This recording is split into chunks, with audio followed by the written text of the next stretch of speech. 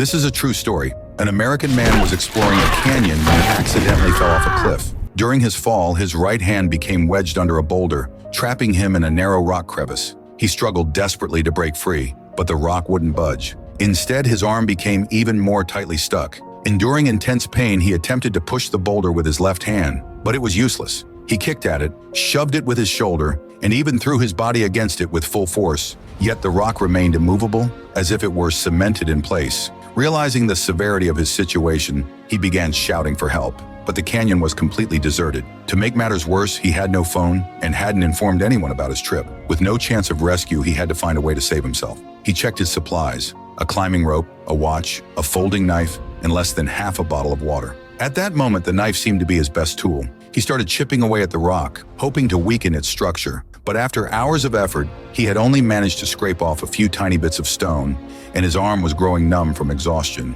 Then, in an unfortunate slip, the knife fell into the crevice. He quickly bent down to retrieve it, but his trapped position made it impossible to reach. Thinking fast, he removed his sock, grabbed a small branch, and used his toes to carefully nudge the knife back toward him. After several tense moments, he finally retrieved it, but the blade had dulled. With no other option, he continued grinding away at the rock, working tirelessly from daylight into the dead of night. His body was drained and his throat parched. He cautiously unscrewed the water bottle cap, took a tiny sip, and let the moisture linger in his mouth, savoring every drop to make it last. After standing for so long, his legs began to go numb, barely able to support his weight. To relieve the strain, he repeatedly tried tossing his climbing rope over a nearby rock.